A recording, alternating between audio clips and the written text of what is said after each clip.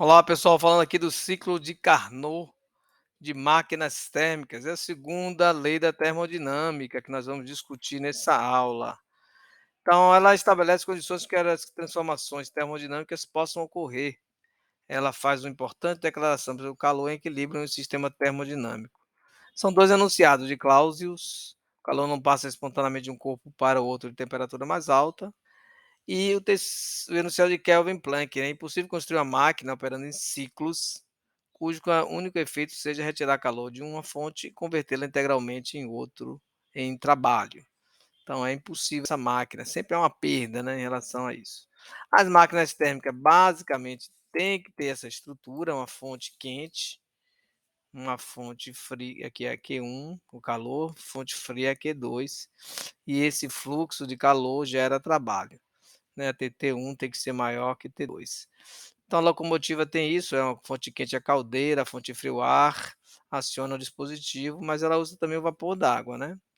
Nós temos que energia útil sobre energia total vai me dar um rendimento, a útil é o trabalho, o calor, quantidade de calor é a energia total. O trabalho vai ser a diferença entre essas 2 fontes de calor. Então a gente pode escrever essa fórmula desse sentido.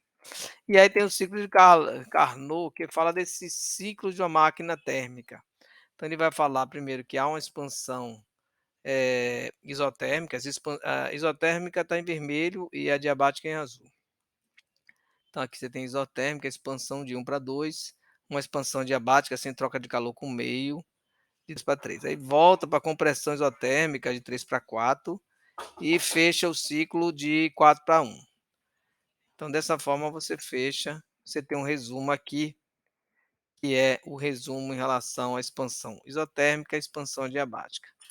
Nossas referências. Bom, aí dá para a gente ver, lá no nosso simulador VASCAC. Aqui tem a definição bem legal do ciclo de Carnot, que são um ciclo particular de transformações termodinâmicas de um gás ideal, né, é composto por 2 transformações isotérmicas e 2 adiabáticas. Foi descrito pelo engenheiro francês Sadi Carnot em 1824.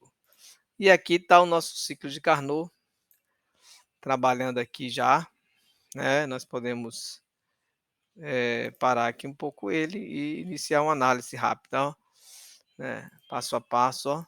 Aqui é a expansão, eh, isotérmica, né, a temperatura continua lá em 883, mas o volume vai aumentando, até chegar no processo adiabático. Observe o cilindro, né, como está avançando. Na expansão adiabática não há troca de calor com o meio, então o calor é totalmente convertido em trabalho, finaliza o ciclo de ida, vamos dizer assim, e aí volta para uma compressão, isotérmica. A temperatura vai estar mais baixa, né, no momento da compressão. Olha o cilindro voltando. Então, aí você tem a volta do cilindro, que é já pelo próprio movimento da estrutura mecânica. E aí uma compressão rápida, né, e adiabática, que você finaliza o ciclo. Aqui funcionando em forma automática, né. Então aqui você tem a fórmula, olha, observe como troca aqui a seta, para cada momento e estágio do ciclo. Tem a fórmula do rendimento, tem a quantidade de calores aqui que são utilizadas, a quantidade de calor quente, a fonte fria, Q1 e Q2, fonte quente e fonte fria, temperatura de T1 e T2, indicando que é uma máquina térmica, né, fonte quente e fonte fria de azul, a quente de vermelho. E o trabalho aqui 13,1 quilojoules nessa máquina térmica, tá bom? É isso pessoal, até a próxima.